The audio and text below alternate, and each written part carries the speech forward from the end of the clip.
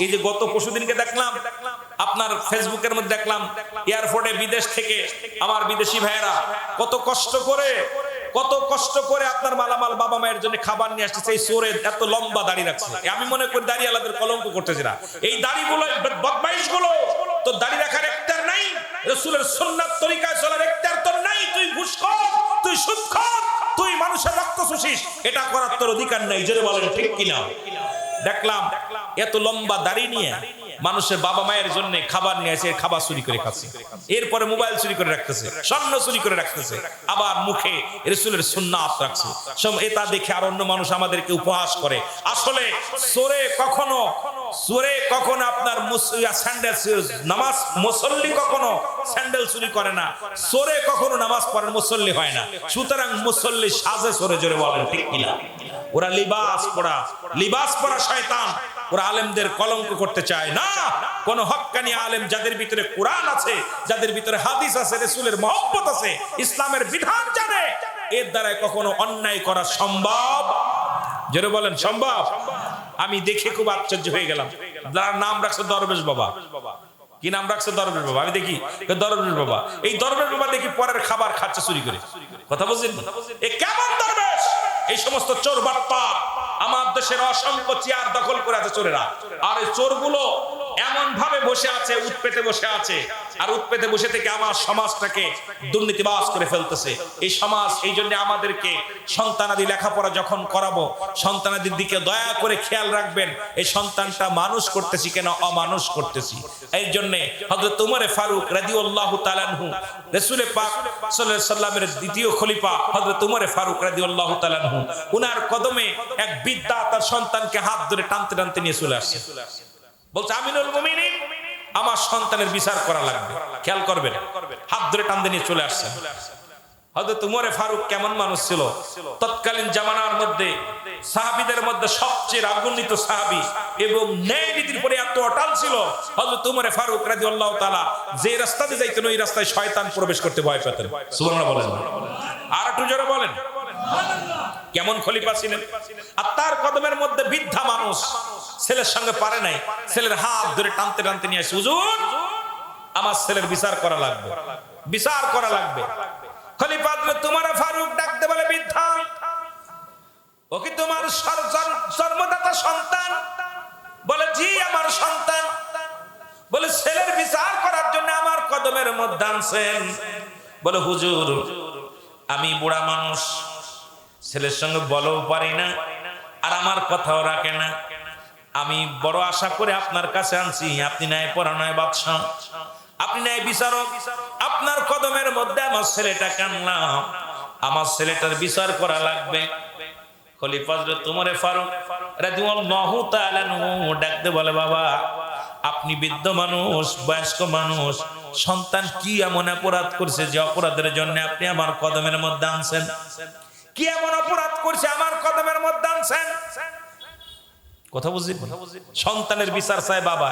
আর আমার দেশের সন্তানের পক্ষে জিনাকোর বাবা, জিনাকোর সন্তানের পক্ষ নেয় বাবা। আমি তোদের বলে যাই, সুদখোর, ঘুষখোর, জিনাকোর সন্তানের পক্ষ নিবি না। কারণ হলো ওই সন্তানের জন্য আমাদের জন্য জাহান্নাম। জয় বলেন ঠিক কিনা? খলিফা হযরত উমর ফারুক রাদিয়াল্লাহু তাআলা আনহু ডাকতে বলে, বৃদ্ধা, কি এমন গুরুতর অপরাধ করছে আমাকে একটু বলেন।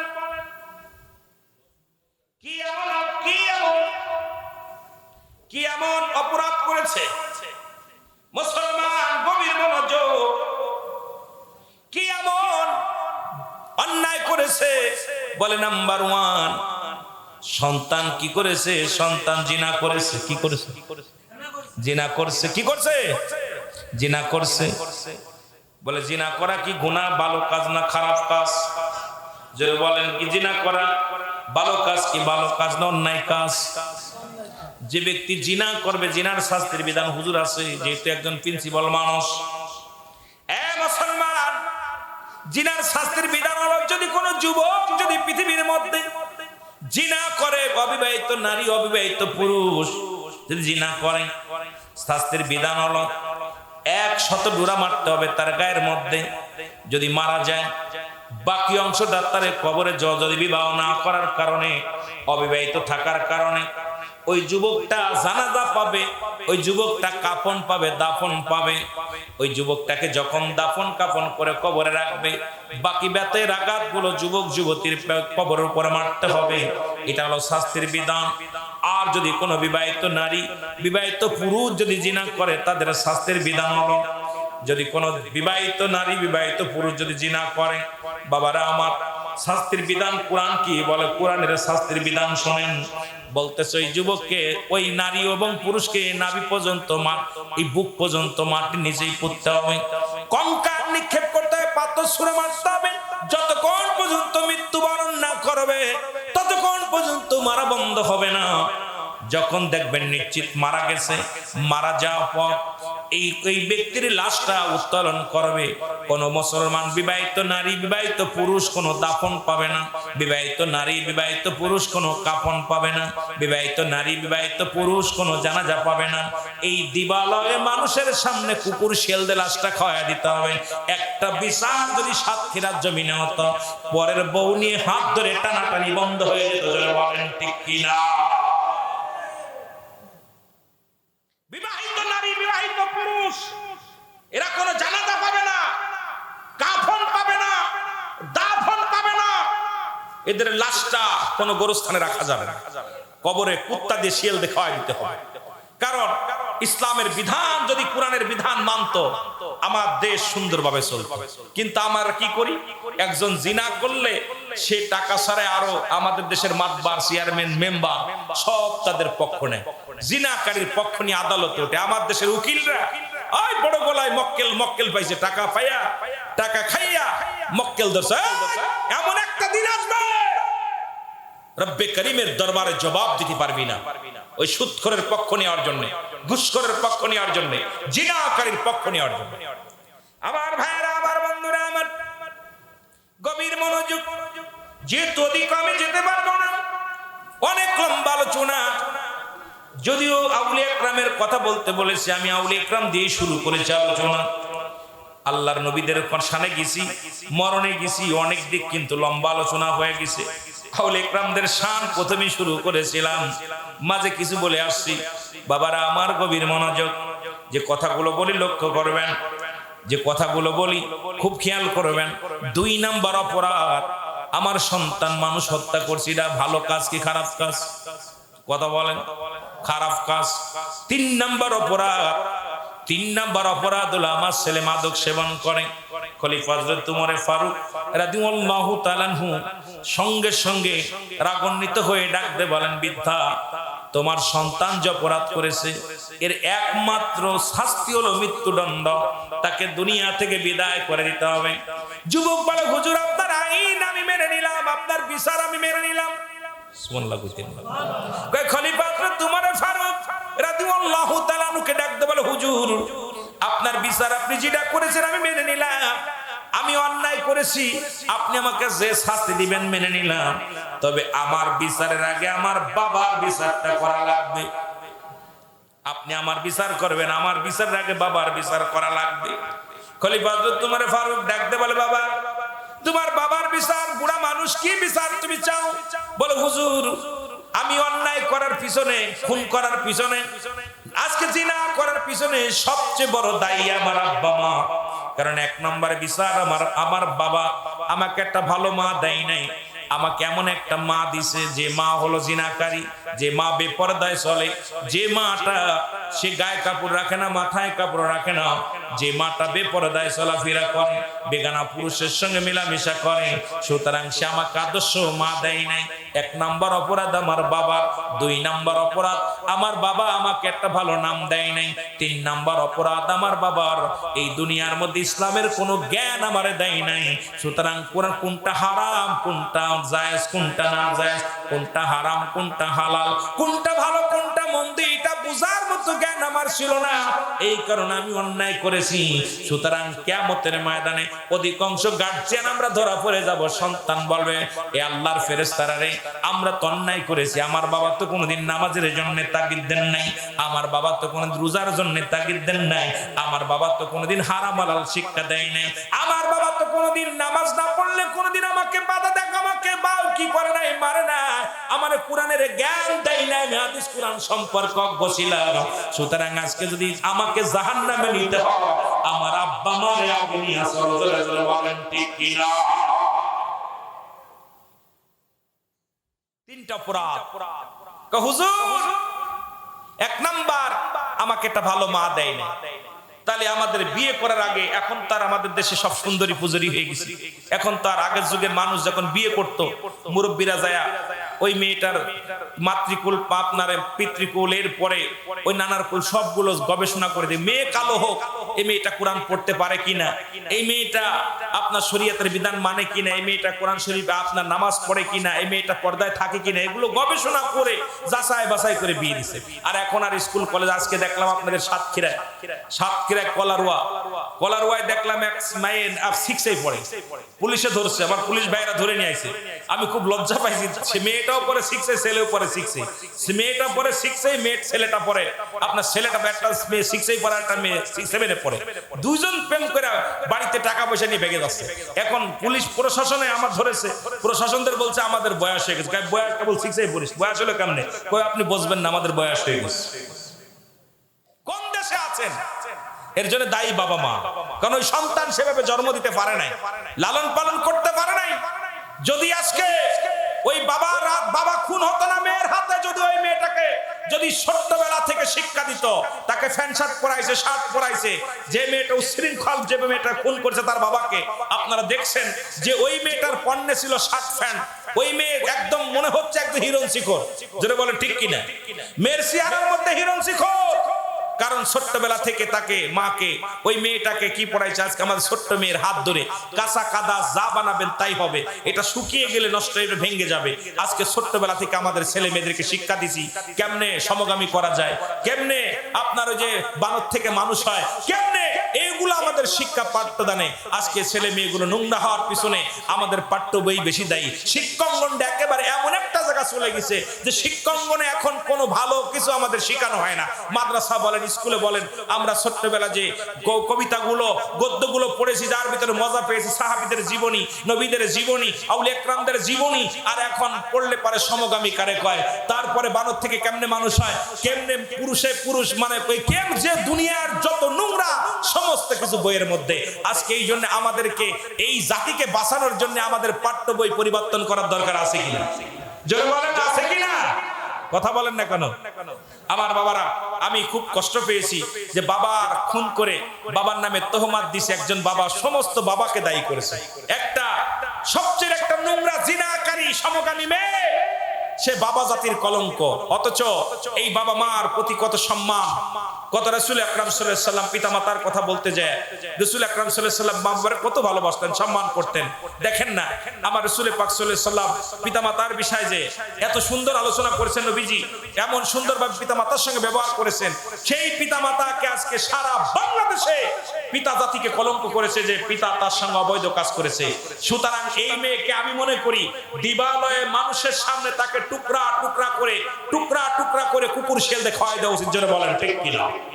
সে যদি দোষী হয়, যে বাবা নামের কলঙ্ক, যে সমস্ত বাবারা এখনো এর থেকে শিক্ষা না নেন, এই মেয়ে থেকে শিক্ষা না নেন, যে মেয়ে যদি উশৃঙ্খল অবস্থায় জন্ম হয়, ওই মেয়ে যদি উশৃঙ্খল হয়, বেপরদায় চলে, ওই মেয়ে যদি শর্ট কাপড় পরে, ওই মেয়ে যদি বুরকা না পরে, ওই মেয়ে যদি বেপরদায় চলে, ওই মেয়ের হাতে আপনি যেমন ওর বাবা খুন হয়েছে, তদ্রূপ আপনার মেয়েও আপনাকে জাহান্নামে নিবে। যদিও খুন না হন, ওই মেয়ের কারণে আপনি জাহান্নামে যাবেন। এই জন্য আপনাদেরকে অনুরোধ করব, আপনাদের যারা কন্যা সন্তান আছে তাদেরকে ইসলামের বিধান অনুযায়ী লালন পালন করার দরকার আছে কিনা? জোরে বলেন, আছে কিনা? একটু মহব্বতের সঙ্গে দুরূদ শরীফ পড়ুন। আল্লাহুম্মা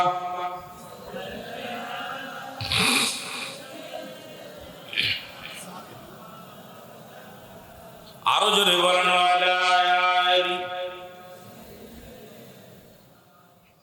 ইতিহাস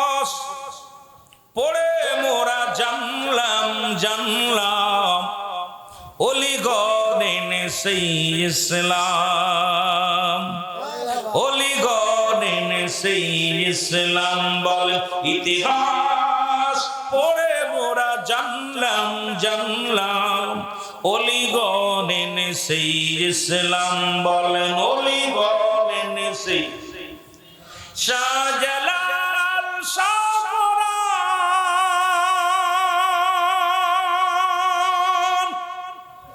খাজা ইনায়তপুরী,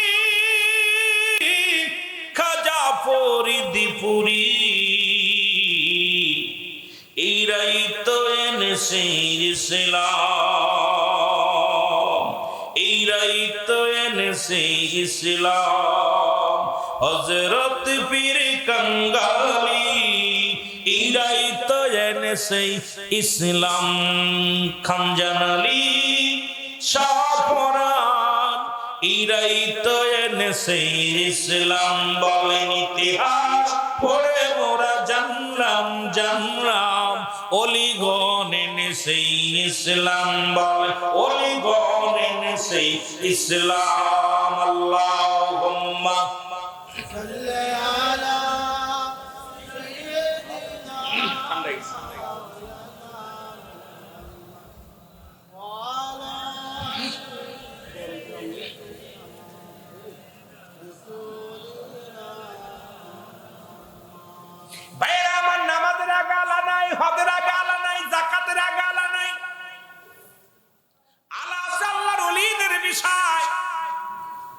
সূরা ইউনূসের মধ্যে 11 নম্বর পারা 62 নম্বর আয়াত। কত নম্বর? কথা বলে 11 নম্বর পারা 62 নম্বর আয়াত। আল্লাহ বলে আলা সাবধান, ইন্না নিশ্চয়। এখন এটার আবার ব্যাখ্যা বর্তমান আলেমরাও দেয়া শুরু করেছে বলবাল, কিন্তু মুসলমান যারা ওলি প্রেমী, যারা আউলিয়া প্রেমী, তারা শুনে নেন। আমার আল্লাহ বলেন নামাজের আগে আলা নাই, যাকাতের আগে আলা নাই, হজের আগে আলা নাই। আলা সাল্লার ওলিদের বিশালা সাবধান, ইন্না নিশ্চয়, আলা ইন্না উলিয়াল্লাহি, আল্লাহর তরফ থেকে যারা ওলি হয়, লা নাই খাউফুন শব্দের অর্থ ভয়, ওলা যদি অবস্থান করে হুমদের উপরে ইহজানুন, তাদের কোনো চিন্তা নাই, ভাবনা নাই। এ মুসলমান, পৃথিবীর মধ্যে যত আউলিয়া کرام এসেছে, আউলিয়া کرامগণ আল্লাহ থেকে জুদা নয়, কারণ আল্লাহর ওলিদের কাছে আসে ইলহাম, নবীদের কাছে আসে ওহী। ওলিদের কাছে আসে কি? জোরে বলেন ইলহাম। ওলিদের কাছে আসে ইলহাম, ওলিদের কাছে আসে ইলহাম, নবীদের কাছে আসে ওহী। হাদিস শরীফ মানেন কে কে? ওলি আল্লাহদের কথা মানেন কে কে? কোরআন মানেন কে কে? আরে কোরআন বলতেছে, কোরআন আমার কথা না, মুখের কথা না, কোরআন বলে আউলিয়া کرامদের শান। আউলিয়া کرام ওলিদের কথা, ওলিদের শান, ওলিদের মান বলে কোরআন। হাদিস শরীফের মধ্যে আমি বলতেছিলাম যে কথা, মিরকাত শরীফ মিরকাত 10ম খণ্ড 722 নম্বর পৃষ্ঠা, তাফসীরুল বায়ান 5ম খণ্ড 524 নম্বর পৃষ্ঠা। কয় হুজুর এটা তো কোরআন শরীফে পাইলাম না, একটু আগে কিন্তু এটা ব্যাখ্যা দিছি, বিশ্লেষণ দিছি। পীর কোনোদিন পাবেন না, মুসলমান শুনে নেন, খাজা কোনোদিন পাবেন না। এই যে খাজা, খাজা শব্দের অর্থ হলো সম্মান, বাবা শব্দের অর্থ ভান্ডার। খাজা বাবা একজন সম্মানিত ব্যক্তি। সুবহানাল্লাহ বলেন না, আর একটু জোরে বলেন না। অনেক লম্বা আলোচনা। এখন আমার দেশের অনেক বক্তা দেখলাম কদিন আগে বলছে খাজাকে নিয়ে ব্যাখ্যা করেছে, খাজা বাবা বুয়া। সবচেয়ে বেশি কষ্ট লেগেছে বাবা, ওলি আল্লাহ কোনোদিন বুয়া হয় না, কারণ আল্লাহর ওলিরা আল্লাহর তরফ থেকে মুসলমান মনোনীত হইয়া দুনিয়ার মধ্যে আসে। আল্লাহ ওলি পৃথিবীর মধ্যে কোনো মানুষ বানায় না। আল্লাহর ওলিরা মৃত্যু নাই, তাদের মৃত্যু নাই। সুতরাং আমি আপনি মৃত্যুবরণ করলে যেমনি মরি, আল্লাহর ওলিরা পৃথিবী থেকে বিদায়ের পরে আল্লাহ রাব্বুল আমিন তাদের পাওয়ার শক্তি আরো বাড়িয়ে দেয়। এমন মুসলমান আল্লাহর ওলিদের মৃত্যু নাই, প্রমাণ করছে আল্লাহর নবীজি প্রমাণ করেছে। রাসূল বলে মিরকাত শরীফ মিরকাতের 10ম খণ্ড 722 নম্বর পৃষ্ঠা, তাফসীরুল বায়ান 5ম খণ্ড 524 নম্বর পৃষ্ঠা। রাসূল বলে আলা সাবধান, ইন্না নিশ্চয়, আলা ইন্না উলাল্লাহি, আল্লাহর তরফ থেকে যারা ওলি হয়, লা ইয়ামুত, তাদের মৃত্যু নাই। এখন খাজা বাবা, খাজা হলো সম্মানিত ব্যক্তি। কয় খাজা বাবা বুয়া? খাজা যদি বুয়া হয়, নবীর দাদার নাম খাজা আব্দুল মুত্তালিব। কি হুজুর? খাজা আব্দুল মুত্তালিব, খাজা আবু তালিব, খাজা আব্দুল্লাহ, সুবহানাল্লাহ বলেন না, আর একটু জোরে বলেন। এই আলেমকে আমি বলবো আরো লেখাপড়া করা লাগবে। খাজার বিশ্লেষণ করতে হলে খাজা হলো ফার্সি ভাষা। খাজা শব্দের অর্থ সম্মান, বাবা শব্দের অর্থ ভান্ডার বা দয়া, একজন সম্মানিত ব্যক্তি। সুতরাং আল্লাহর ওলিদের নামের পিছে খাজা বলা হয়। আরে হযরত লিখলেন, আলেম সাহেব তোমার নামের আগে জনাব লিখলা, হযরত লিখলা, হযরত শব্দের অর্থ সম্মান, তোমার নামে সম্মান করে হযরত লিখছে। আল্লাহর ওলিদের পিছে বাবা লিখছে, হযরত খাজা লিখছে। এটা লেখা দেখে তোমার যখন পরাণের ভিতরে তোমার কষ্ট লাগে, কলিজার মধ্যে কষ্ট লাগে, তোমার নামের আগে হযরত উঠায় দাও, তোমার নামের আগে মুসলমান জনাব উঠায় নাও। কারণ এটা দ্বারা সম্মান প্রদর্শন বোঝায়। হযরত বা জনাব আমরা সম্মানিত ব্যক্তিকে বোঝায়। হযরত বললেই বুঝি বড় সম্মানিত ব্যক্তি। খাজা বললে আমরা বোঝাই একজন সম্মানিত। এটা ফার্সি ভাষা। কি ভাষা? যারা বলেন কি ভাষা? ফার্সি ভাষা। এখন খাজা বাবা একজন সম্মানিত ব্যক্তি। জোরে জোরে চিল্লায় বলা যাবে না মারহাবা। খাজা মুসলমান শোনো, আমার মুসলমান এবার বাবা ভুয়া যদি হয়, আমাদের আদি পিতার নাম খাজা, নাম কি? বাবা আদম আলাইহিস সালাম। তাহলে পরে আমার আদম আলাইহিস সালাম কি বুয়া? কথা বলেন না। খাজা জাতির পিতা ইব্রাহিম আলাইহিস সালাম, বাবা ইব্রাহিম আলাইহিস সালাম। বাবারা কোনদিন বুয়া হয় না। বাবা শব্দের অর্থ সম্মান, বাবা শব্দের অর্থ ভান্ডার বা দয়া। সুতরাং মুসলমান শুনে নেন, খাজা বাবা একজন সম্মানিত ব্যক্তি। জোরে বলেন মারহাবা। এ মুসলমান গভীর মনোযোগ, আপনাদের বেশি দূরে নয়, কোথায়? আল্লাহর একজন ওলি, ভারতের মধ্যে বেশি দূরে নাই, কলকাতার জমিনে দিল্লির জুমা মসজিদ। আমার ছোট্ট একটা কথা মনে পড়ে গেল, যেহেতু আপনাদের পাশেই বড় বর্ডার গার্ড, যেখানে দিয়া বর্ডার গার্ড, এখান দিয়ে মানুষ যায়। যদি আওয়াজটা যদি ভারতের দিকে যায়, যদি কোনো ব্যক্তি ভারতে যেয়ে থাকেন, দিল্লির জুমা মসজিদ বানাইলেন কে? বানাইলেন বাদশাহ শাহজাহান। কে বানাইলেন? বাদশাহ শাহজাহান। যেমন সুন্দর একটা মসজিদ বানাইছেন, একটু ভালো করে খেয়াল করবেন। বাদশাহ শাহজাহান যখন 10 বছর মেহনত করে একটা মসজিদ বানাইলেন, 10,000 শ্রমিক দিয়া 10টা বছর সাধনা করে 10,000 শ্রমিক দিয়ে একটা মসজিদ বানাইলেন। আর মসজিদটা বানানোর পিছনে একটাই কারণ ছিল, বাদশাহ শাহজাহান স্বপ্ন ছিল, আমি মসজিদের মেম্বারের পাশে ঘুমাইব, মসজিদে আযান দিবে, ইমাম সাহেব সূরা কিরাত পড়বে, আমি ওই মেম্বারের তলিসেই সামনে থাকিয়া ইমাম সাহেবের কিরাত শুনবো, মুয়াজ্জিন যখন আযান দিবে আমি আযান শুনবো। যেমন আমাদের নজরুল ইসলাম বলেছে, মসজিদের পাশে আমার কবর দিও ভাই। জোরে মারহাবা। আর জোরে বলেন না। খাজা মুসলমান, উনি একটা মসজিদ বানালেন বাদশাহ শাহজাহান। মসজিদের কিবলা নির্ণয় ঠিক হয় নাই। শরিয়াতের কিবলা কাবা, দুজানের কিবলা রাহমাতুল লিল আলামিন, মুনাজাতের কিবলা শাহজি। আর একটা কিবলা আছে যারা পীর মুরিদি করেন।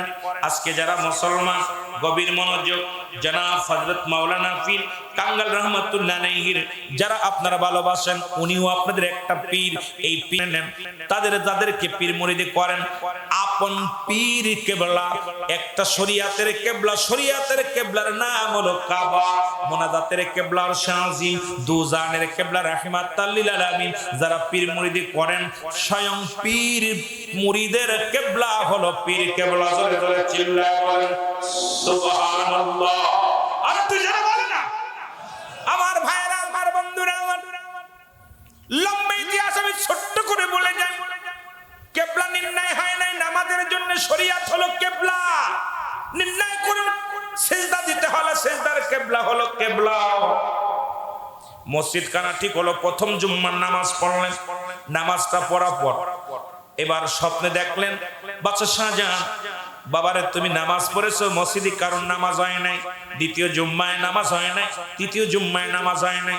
বাদশাহ শাহজাহান কান্দের বলে, আল্লাহ এত সাধনা করে মসজিদ বানাইলাম, এই মসজিদের ভিতরে ঘুমাইব, মসজিদের সামনে ঘুমাইব, ইমাম সাহেবের কেরাত শুনবো, মুয়াজ্জিন সাহেবের আযান শুনবো, সেই মসজিদের যদি নামাজ না হয় রে, সেই মসজিদে যদি আমার সাধনা ভজন না হয়, সেই মসজিদে নামাজ আদায় করলে যদি নামাজ না হয়, রব্বে কারীম আমার কষ্টটাই বিফলে, আমার জীবন বিফল। কানতে কানতে শুয়ে পড়েন।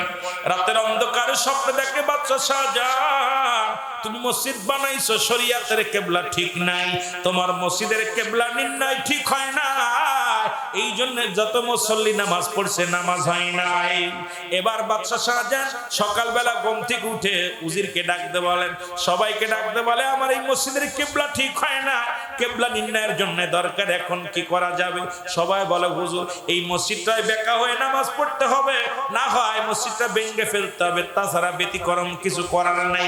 বাদশা শাহজাহান বলে, আমার প্রজারা শোনো, এই মসজিদের গায়ে যদি একটা আঘাত করো, এই মসজিদের গায়ে যদি একটা ইট ছড়াও, তাহলে আমার কলিজার মধ্যে আঘাত লাগবে, আমি বেঁচে থাকতে আমার মসজিদের গায়ে একটা টুকা মারতে পারবি না। আর সেই ভারতের মধ্যে কত মসজিদ ভেঙে গুড়িয়ে দিতেছে, আমার কষ্ট।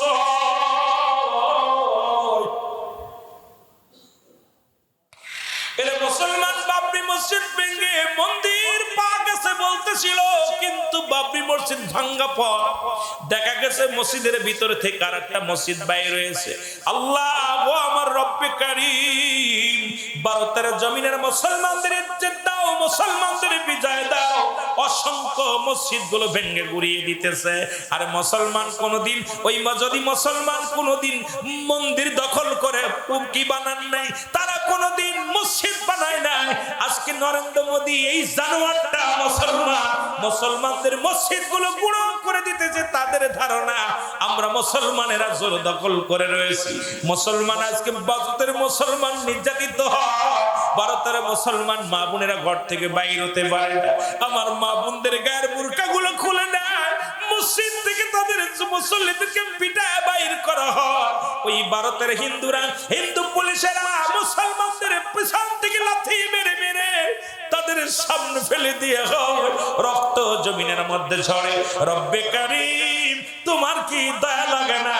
তুমি আরেক জাক আবাবিল পাখি পাঠায়া দিয়া ভারত রাজ্যকে তুমি ধূলিসাৎ করে দাও, ওই অমুসলিমদেরকে ধূলিসাৎ করে দাও। জোরে জোরে চিল্লায় বলা যাবে আল্লাহু আকবার।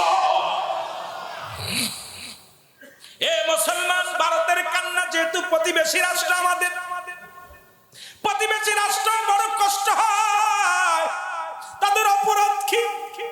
অথচ আমি গুনাহগার, একাধিকবার ভারতে গিয়েছি, আমি গুনাহগার, দেখেছি ভারতে যত হিন্দুরা যত শান্তির মধ্যে আছে তার দ্বিগুণ শান্তি বাংলাদেশের হিন্দুরা আছে। তারপরও দাদার কাছে নালিশ দেয়, এই জন্য বড় কষ্ট হয়। আরে ভারত, আমার বাংলাদেশে 92% মুসলমান, সেখানে ভয়ঙ্কর হিন্দু, তারাও ফেন ঢাকা শহরে শুয়োর জব করে খায়, চট্টগ্রামে শুয়োর জব করে খায়, আপনাদের সাতক্ষীরাতে শুয়োর জব করে খায়, যশোরে হিন্দুরা শুয়োর জব করে খায়। আমরা তো কোনোদিন বাধা দিই নাই। আর যেখানে 42 কোটি মুসলমান ভারতের জমিনে, সেখানে গরু জবার অপরাধে তাদেরকে হত্যা করা হয়। যেমনি বাংলাদেশে গরু গোবিন্দ হত্যা করেছিল বুরহানুদ্দিনকে, বুরহানুদ্দিনের কলিজার টুকরার যখন আকিকা করেছিল। এই বাংলার মুসলমানরা শুনে না, আল্লাহর ওলিদের অবদান শুনে না। শাহজালাল ইয়েমেনির রাজ্যে ওই সিলেটের জমিনে বুরহানুদ্দিনের কলিজার টুকরা সন্তান সুন্নাতে রাসূল আকিকা করার জন্য যখন সন্তানের জন্য গরু কুরবানি করিয়া আকিকা করলো, এই আকিকার গোশতগুলো মানুষের ভিতর বন্টন করে দিল, খাওয়াইলো। এটা মুসলমান একটা শিং বা একটা কান নিয়ে গরু গোবিন্দর বাড়ির সামনে ফেলাইলো। এ মুসলমান, উনি কি করলো? খোঁজ নিয়ে উনি আসলে নাসিয়া বুরহানুদ্দিনের কলিজার টুকরা সন্তানকে হাত থেকে ছিনিয়ে নিয়ে নিজের হাতে জবাই করে দিয়েছিল। সেদিন বুরহানুদ্দিন চোখের পানি ছেড়ে বলেছিল, রব্বে কারীম, এই বাংলার জমিনে আমার কলিজার টুকরার রক্তে আজকে লাল হলো জমিন। রব্বে কারীম, পিতার সামনে সন্তান জবাই, পিতার সামনে সন্তান জবাই করে দিছে। আল্লাহ, ওই গোবিন্দ, আল্লাহ, এমন একটা দিন যেন হয় বাংলার প্রতিটা প্রত্যন্ত অঞ্চলে যেন গরু কুরবানি হয়। আমার মতো মতো আর কোন সন্তান যেন জবাই করা না লাগে। তাহলে আজকে যারা গরুর গোশত খাও এর জন্য অবদান আল্লাহর ওলিদের আছে কি না? এই মুনাফিক মুসলমান, মুনাফিক মুসলমান যারা আল্লাহর ওলিদের বিরোধিতা করো, বাংলার জমিনে প্রথম গরু জবাইয়ের জন্য বোরহানুদ্দিনের নিজের কলিজার টুকরো জবাই করে দিয়েছিল হাত থেকে নিয়ে। আজকে তো গরুর গোশত কিনতেছ আর খাচ্ছ। আমার মুসলমান বাবারা আমার, তদ্রুপ ভারতের মধ্যে মুসলমান তেলের কান্ডা লাগা শোনো, কোথায় আছে মুসলমান? বাংলাদেশে গোবিন্দর জাতিরা ধ্বংস করেছিল, ভারতের মধ্যে আজকে ধ্বংস করে কোন জাতিরে? মুসলমান। শুনে নাও এরে আমার বাবারা আমার, ওই নরেন্দ্র মোদীর কিন্তু পুষা কুত্তা বাহিনী মুসলমান যারা মুসলমানদের উপর লাট চালায়, মুসলমান কোনোদিন কাউকে আঘাত করে না। এই মুসলমান যত নামাজ পড়তে যায় তাদের অপরাধ, মুসলমান গরুর গোশত খাওয়া অপরাধ, মুসলমান টুপি মাথায় দেওয়া অপরাধ। দেখলাম বাংলা বর্ডার এই আপনাদের এই কোথায় মুসলমান এই গুগার বর্ডার দিয়া, এই যে কোথায় মুসলমান শোনো, এই বর্ডার থেকে সীমান্ত থেকে কৃষককে ধরে দাড়িগুলো তার টেনে টেনে ছিঁড়ছে, কৃষকের মুখের দাড়িগুলো ছিঁড়ে দেয়, কৃষক মুখের সুন্নাত লিবাসগুলো ছিঁড়ে ছিঁড়ে দিতেছে। আজকে আমাদের বাংলাদেশ থেকে প্রতিবাদ করি, আমার ভাইয়ের যদি রক্ত ঝরে আমরা একত্রিত হইয়া ভারতের উপরে ঝাঁপিয়ে পড়বো, জীবন দিয়ে দেব। বাঁচতে হলে মুসলমান ভাইদের জন্য বাঁচবো, মরতে হলে আমার ভাইদের জন্য মরবো। জোরে জোরে বলেন ঠিক কিনা? আর জোরে জোরে চিল্লায় বলেন না ঠিক কিনা? আমি আশ্চর্য হয়ে যাই, কোথায় তাদের অপরাধ কি? আমরা তো মুসলমান, আমার দেশের যত হিন্দুরা যত শান্তির মধ্যে আছে, এত শান্তিতে ভারতের মধ্যে নাই। আপনারা যারা গেছেন ভারতে, জান্নাতের মধ্যে 2 জন যান নাই, দেখে আইছেন না কি অশান্তি? তারা অশান্তিতে আছে। আর আমার দেশের মানুষ খালি দাদাদের কাছে নালিশ। আমার কথা, নালিশ যদি দিতে হয় বাংলাদেশে একটা হিন্দুকে রাখা হবে না, কারণ আমার মুসলমানদের রক্ত নিয়ে খেলা হবে। বাংলাদেশের বুকে তোমরা বুক উঁচায় হাঁটবে না। আমরা মুসলমান বেঁচে থাকতে আমরা কখনো তো আমার মুসলমান ভাইদের রক্ত ঝরতে দিতে পারি না। যারা বলেন ঠিক কিনা? আওয়াজ মনে হয় জোর নাই। ভয় পাননি? ভয় পান? ও ভাই, কিছু না পারলে তো দোয়া করতে পারবেন, কিছু না পারলে দোয়া করেন। কারণ আজকে কোথায় ওই যে ইসরায়েলের জানোয়াররা শুরু করেছে, কোথায় ফিলিস্তিনের উপরে আক্রমণ করতেছে। যদিও আমরা যেতে না পারি, এখান থেকে কি দোয়াটা করতে পারবো না? আর রব্বে কারিম আবাবিল পাখি দিয়ে আবরা বাদশাকে সাইজ করেছিল, মশা দিয়া নমরুদরে শেষ করেছে। এ মুসলমান, ফিরাউন, নমরুদ, কারুন যারা খোদাই দাবি করেছিল, শুনে না, এর চাইতে 70 গুণ যন্ত্রণা হলো একটা সাধারণ মৃত্যু। এখন আমরা যারা মরণকালে পায়খানা করে দিই, আমরা যারা মরণকালে প্রস্রাব করে দিই, কত মানুষের জানাজা পড়লাম, কত মানুষের গোসল করাইলাম, কত মানুষের মুসলমান, কত মানুষের কবরে শুয়াইলাম, কত ভাইরে গোসল করাতে যায় দেখেছি, ওই ভাই গোসলের সময় যা দেখি চোখ দুটি বড় বড় হয়ে গেছে, কত মানুষের জিহ্বা বাইর হয়ে গেছে, কত মানুষ মৃত্যুর সময় পায়খানা প্রস্রাব পর্যন্ত করে দেয়। আল্লাহ রব্বে কারীম,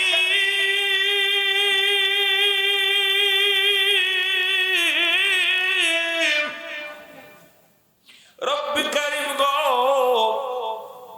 কোন দিন যেন মালাকুল মউত চলে আসবে রে মন।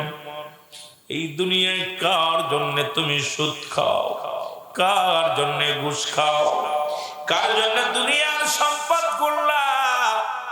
এই দুনিয়ায় সন্তানের জন্য অফিসে বইয়া সুদ খাইলাম, সন্তান ছেলে মেয়েদের জন্য তুমি সুদ ঘুষ খাইলা। দুনিয়ার মধ্যে কত অন্যায় করলাম, এই দুনিয়ায় সন্তানাদি ছেলে মেয়ে পরিবার পরিজনের জন্য দুনিয়ার মধ্যে কত অন্যায় পথে পা বাড়াইলাম।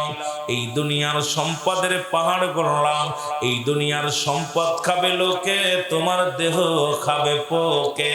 আমি বিনাইটা আলোচনার মধ্যে বলে যাও, দুনিয়ার যুবকেরা শোনো, এই বাড়ি গাড়ি সুন্দর নারী দুনিয়ার সম্পদ করে থইয়া গেলা, এই দুনিয়ার সম্পদ খাবে লোকে, তোমার দেহ খাবে পোকে। এই জন্য এমন দেহটা গড়তে হবে যে দেহটা যেন পোকা মাকড়ে না খায়।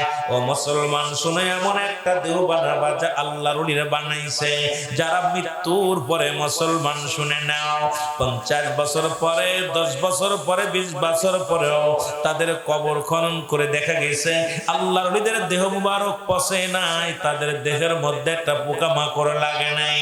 ও যুবক, দিলের কান্ডা লাগা শোনো, এই জন্য রাসূল বলে, আলা সাবধান, ইন্না নিশ্চয়, আলা ইন্না উদাল্লাহি, আল্লাহর তরফ থেকে যারা ওলি হয়, আল্লাহর মাহবুব বান্দা যারা হয়, লা ইয়ামুত, তাদের মৃত্যু নাই। আল্লাহর মাহবুব বান্দা যারা হয় তাদের মরণ নাই। আল্লাহর মাহবুব বান্দা হতে চাই কি চাই না? আর একটু জোরে জোরে চিল্লায় বলেন, চাই কি চাই না? মহব্বতের সঙ্গে দুরূদ শরীফ পড়ুন, আল্লাহুম্মা। অল্প একটু ফ্যান্ডেট করে দিলে, অল্প সামান থাক থাক থাক। দাদু ভাই জোরে, আওয়াজ নাই, আপনার কষ্ট হচ্ছে। আমার ভাষা কি বুঝতে পারেন? এক দেশের গালি, এক দেশের বলি। আসলে যদিও মাগুরা ভাষা, থাকি আপনার চট্টগ্রামে, সুতরাং এক দেশের গালি, এক দেশের বলি। বুঝতে গেলে আমার ভাষার লগে আপনাদের ভাষা মিল হবে না। তবে সাতক্ষীরা, যেহেতু আমি খুলনা বিভাগের ছেলে, আপনারাও খুলনার মানুষ, আমিও খুলনার মানুষ, সেই হিসেবে আমার মন বলে আমার ভাষার সঙ্গে আপনাদের ভাষার মিল হওয়ারই কথা। ওই তো দুই একটা একটু এলোমেলো হইতে পারে, তবুও চেষ্টা করবো আপনাদের ভাষায় কথা বলার জন্য। মহব্বতে দুরূদ শরীফ পড়ুন, আল্লাহুম্মা।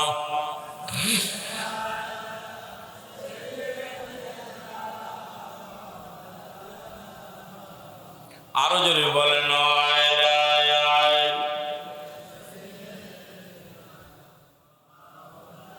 আমার মরণ আসিবে কখন কেউ তো জানি না, আমার মরণ আসিবে, এই আমি চলে যাব, আমায় তোমরা ভুইলা যাইও না, আমি চলে যাব, আমায় তোমরা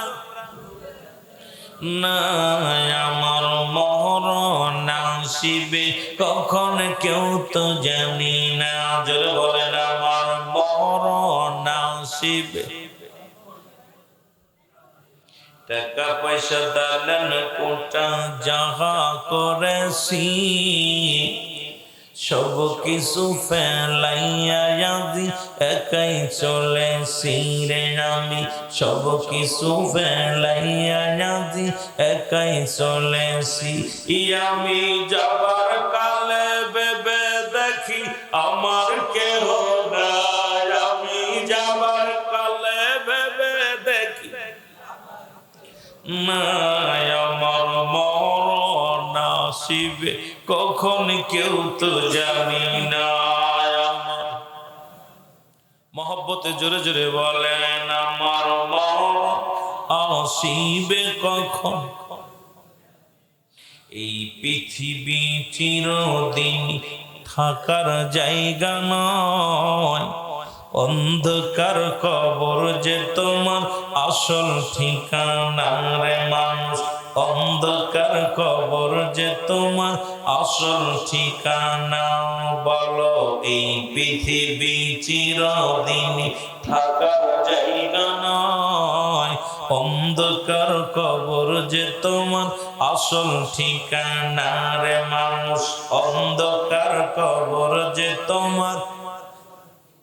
এই আমি চলে যাব, আমায় তোমরা ভুইলা যাইও না, আমি চলে যাব না, ডানে বামে মাটি আমার, মাটির বিছানা, ডানে বামে মাটি। এ দুনিয়ার মুসলমান,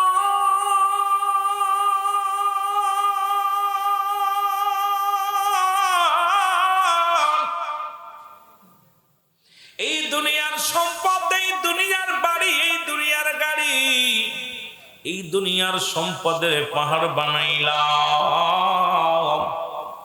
আমার আল্লাহ কি কয় কুল্লু মান আলাইহা ফান।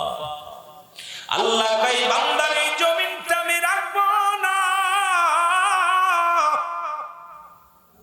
মারহাবা বলা একটু জোরে বলে যাবেন আল্লাহু। রব্বে কারীম ডাকতে বলে বান্দার এই জমিনটা আমি রাখবো না, এই জমিনটা আমি পোড়ায়া তামা বানায়া দিব। এত বাড়াবাড়ি কিসের, কত বাহাদুরি করলাম।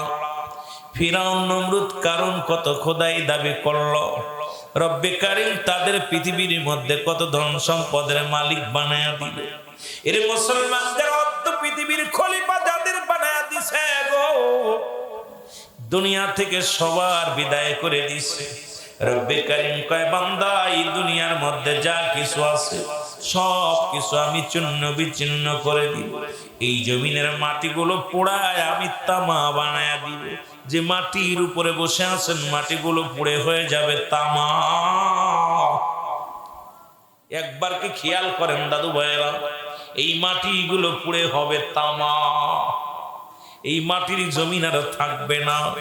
যে জমিনের উপরে কত বাড়াবাড়ি করো, এই জমিনের উপরে কতই নামস্তানি করো, এই জমিনটাকে কত মানুষের ফাঁকি দাও, কত মানুষের জমিটা লুট করে নাও, কত গরিব অসহায় মানুষের জমিগুলো লেখে লেখে নাও। ক্ষমতার বাহাদুরি করো, গায়ের বল দেখাও, সম্পদের বল দেখাও। রব্বে কারীম কয় বান্দা এই জমিনের মধ্যে যা কিছু আছে আমি চূর্ণ বিচ্ছিন্ন করে দিব। এই জমিনের মাটিগুলো পুড়ে আমি তামা বানায় দিব। এই জমিনের মধ্যে যত পানি আছে সব পানিগুলো পুড়ে আমি ছাই বানায় দিব। যেদিন কিচ্ছু বলতে কিচ্ছু থাকবে না, সেদিন থাকবো শুধু আমি আল্লাহ। আর আমি আল্লাহ থাকবো আমার রাসূলের ভালোবাসা নিয়ে। আমরা এই জন্য সুন্নি ভাইয়েরা আমার নবীকে ভালোবাসি, জোরে বলেন ঠিক কিনা। আর জোরে জোরে চিল্লায় বলা যাবে না মারহাবা। হৃদয় থেকে রাসূল তোমায় ভালোবেসেছি, হৃদয় থেকে রাসূল তোমায় মহব্বতে বলেন, হৃদয় থেকে রাসূল তোমায়। ওরে তোমার প্রেমের মালা খানি গলায় পড়েছি, হৃদয় থেকে রাসূল তোমায় ভালোবেসেছি, বলো হৃদয় থেকে। তুমি যদি হও আমার, এই গোলামে কিচ্ছু চাই না। আরে নবীর প্রেমের মালা খানি গলায় পড়েছি, বলো নবীর প্রেমের মালা খানি। ও হৃদয় থেকে রাসূল তোমায় ভালোবেসেছি, বলো হৃদয় থেকে রাসূল। যারা যারা নবীরে ভালোবাসেন আওয়াজ দিয়ে বলেন হৃদয় থেকে রাসূল। দাও গো দেখা দয়াল নবী পাগল হয়েছি আমি, দাও গো দেখা দয়াল নবী পাগল হয়েছি। তোমার হৃদয় থেকে রাসূল তোমায় ভালোবেসেছি, বলো হৃদয় থেকে। মহব্বত একটু চিল্লায় চিল্লায় বলেন, মদিনায় আওয়াজটা চলে যাক, বলেন হৃদয় থেকে রাসূল তোমায় ভালোবেসেছি, বলো হৃদয় থেকে।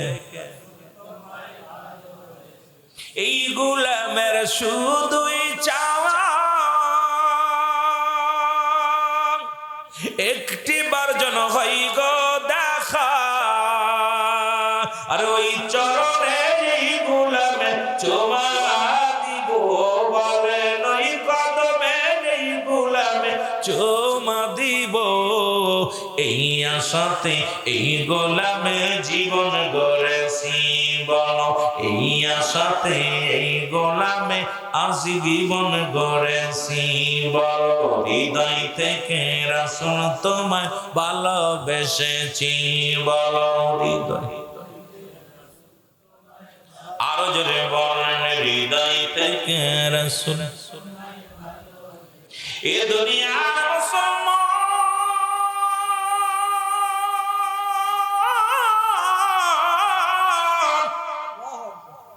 নবীর প্রেম কবরের কথা, হুব্বে রাসূল মহব্বতে আলোচনা শুনবেন মুসলমানেরা। নবী কয় হায়াতি খায়রুল লাকুম, আমার হায়াতের জিন্দেগিটা আমার উম্মতের জন্য কল্যাণ স্বরূপ। সুবহানাল্লাহ। আর একটু জোরে রাসূল কয় উম্মতিরা রে, আমি নবী দুনিয়ার মধ্যে আগমন করলাম আমার উম্মতের কল্যাণের জন্য। ও মুসলমান শোনো, সাতক্ষীরা কালীগঞ্জের মানুষেরা শোনো, ও যুবক বাবারা শোনো, ফকির পাড়ার যুবকেরা শোনো, আজকে দিলের কান্ডা লাগা, বসন্তপুরের বাজারে রাত দিলের কান্ডা লাগা শোনো।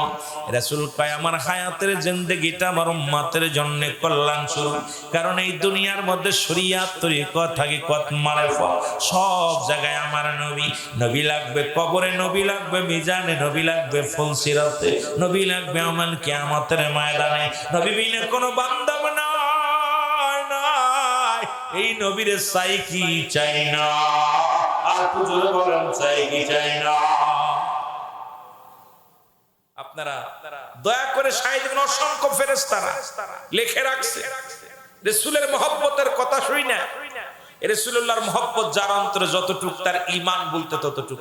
রাসূলুল্লাহর প্রেম ভালোবাসা যার অন্তরে নাই, তার ঈমান বলতে কিছু নাই, সরাসর বেঈমান, সরাসর বেঈমান। আমার বাবারা, রাসূল বলতেছেন হায়াতি খায়রুল লাকুম, আমার হায়াতের জিন্দেগিটা আমার উম্মতের জন্য কল্যাণ স্বরূপ। সুবহানাল্লাহ বলেন আরো জোরে। এখন আমার দেশের অনেক ভাইরা চিন্তা করে নবী আমগার মতো, আমগার মতো। এই জন্য বলে রাসূলুল্লাহ বলতেছে আমি আমার উম্মতের সঙ্গে কথাবার্তা বলেছি, উম্মতের সঙ্গে চলাফেরা করেছি, উম্মতেরা যেমনি ঘর সংসার করে আমিও নবী করেছি। সুবহানাল্লাহ বলেন আরো জোরে। আমার উম্মতিরা শুনে নাও, আমার উম্মতিদের জীবনটা ধন্য। এই কারণে ধন্য, আমি রাসূলুল্লাহ আমার উম্মতের সঙ্গে আমি কথাবার্তা বলেছি। উম্মতেরা কেমনে সংসার করবে এটা বুঝাইয়া দিছি, উম্মতেরা কেমনে নামাজ পড়ব শিখাইয়া দিছি, উম্মতেরা কেমনে চলাফেরা করবে শিখাইয়া দিছি।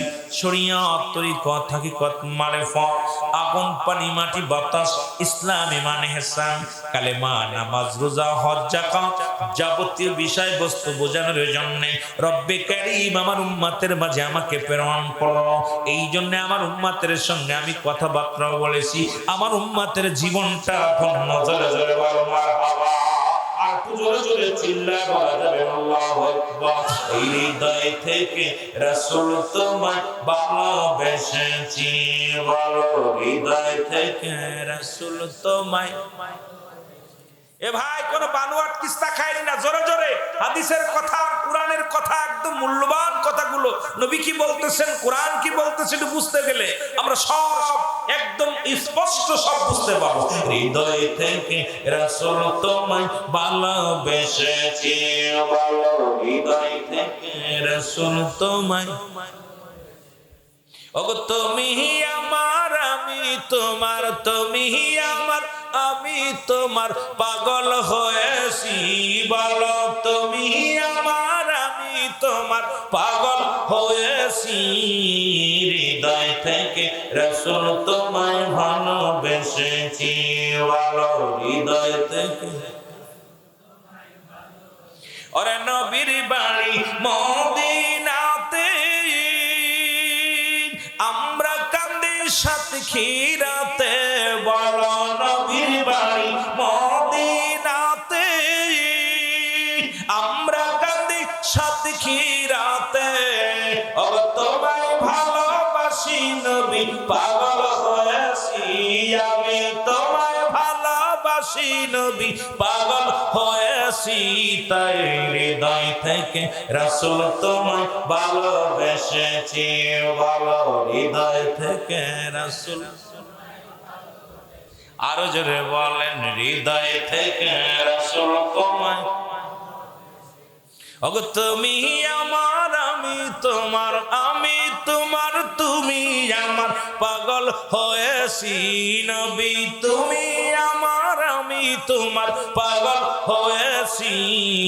হৃদয় থেকে রাসূল তোমায় ভালোবেসেছি, বলো হৃদয় থেকে রাসূল। নবী কয় ওয়াফাতি খায়রুল লাকুম, রাসূল কামার ওফাতটা উম্মতের জন্য কল্যাণ শুরু।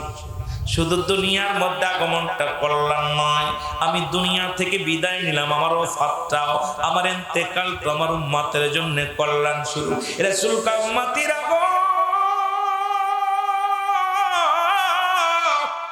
আমি নবী দুনিয়া থেকে বিদায় নিলাম, দুনিয়া থেকে আমি ঘুমাইলাম, এটা আমার উম্মতের জন্য কল্যাণ শুরু। কারণ কোন উম্মত যদি পৃথিবীর মধ্যে কোনো ভালো কর্ম করে, আমি রব্বি কারীমের দরবারে প্রশংসা করি, আমার আল্লাহ ও আমার আল্লাহ বসন্তপুর আল্লাহ ফকির পাড়া জামে মসজিদ প্রাঙ্গণে তোমার কিছু পাগলেরা ওই কালীগঞ্জ থানার অধীনে পাগলেরা বইয়া বইয়া কোরআনের মাহফিলে বইয়া কোরআনের আলোচনা শোনে। আমার উম্মতের জন্য আমি প্রশংসা করি তোমার দরবারে রে আল্লাহ। আবার যদি কোনো উম্মত গুনাহের কাজ করে, আমার নবী কয় যদি কোনো উম্মত গুনাহের কাজ করে, এই কালীগঞ্জ মুসলমান সাতক্ষীরার জমিনে, কালীগঞ্জের জমিনে, বসন্তপুরের জমিনে যদি কোনো বান্দা গুনাহ করে, নবী কয় আমার উম্মতিরা যখন কোনো গুনাহের কাজ করে, আমি রব্বি কারীম আল্লাহর দরবারে ইস্তিগফার করি আর বলি আমার আল্লাহ ও আমার আল্লাহ, অমুক গ্রামে মোহাম্মদ আলাউদ্দিন সাহেব, অমুক গ্রামে আব্দুর রহমান সাহেব, অমুক গ্রামে মাহবুবুর রহমান সাহেব, অমুক গ্রামে অমুক ব্যক্তি অন্যায় করেছে রে মালিক, আমি তার তরফ থেকে আমি তোমার কাছে ইস্তিগফার করি, ক্ষমা চাই গো আল্লাহ। অন্যায় করে ছেলে মাফ চাই বাবা, অন্যায় করে চেয়ার মুসলমান গ্রামের ছেলে মাফ চাই চেয়ারম্যান মেম্বার যাইয়া, এমন নবীর উম্মত হইলা অন্যায় করি আমি মাফ চাই আমার নবী, এই নবীর পক্ষে থাকার দরকার আছে কিনা? আর জোরে জোরে চিল্লায় বলেন আছে কিনা? রে আমার মনের জল্পনা কল্পনা নবী যাব আমি সোনার মদিনা, বলো যাব আমি জোরে জোরে বলেন যাব আমি সোনার মদিনা, আমার মনের জল্পনা কল্পনা নবী যাব আমি সোনার। এর নবীজি কেউ ভালোবাসি মনটাই আমার অনেক খুশি, নবীজি কেউ ভালোবাসি মনটাই আমার অনেক খুশি, নবীজি কেউ ভালোবেসে তৃপ্তি মেটে না, না গো যাব আমি সোনার মদিনায়, বলো যাব আমি সোনার মহব্বতে বলেন যাব আমি, আমার মনের জল্পনা কল্পনা নবী যাব আমি সোনার।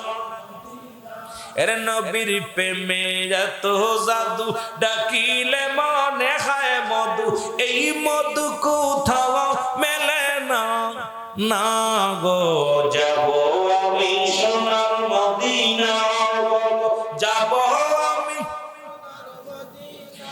ওয়া মা আরসালনাকা ইল্লা রাহমাতাল লিল আলামিন।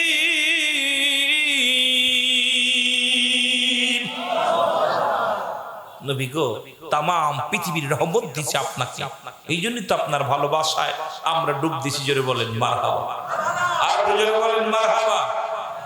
কষ্ট হচ্ছে আপনাদের? কষ্ট হচ্ছে? নবীর ভালোবাসা, নবীর কথা শুনলে আশিকদের মন তাজা হয়, আশিকদের কলিজা ঠান্ডা হয়, জোরে বলেন ঠিক কিনা? মুনাফিকদের কলিজার মধ্যে লাগে, জোরে বলেন ঠিক কিনা?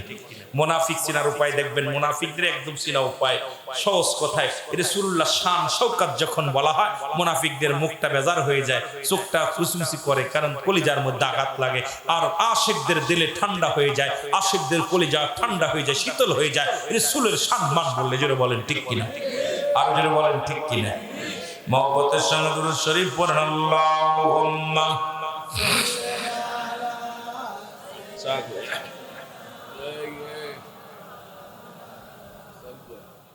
ওয়ালা আলি সাইয়্যিদিনা। মারহাবা। আর একটু জোরে আওয়াজ, এই পাশে জোর আছে, মিলাদ শরীফের এই পাশে একটু আওয়াজ কম, বাবা জোরে। আল্লাহুম্মা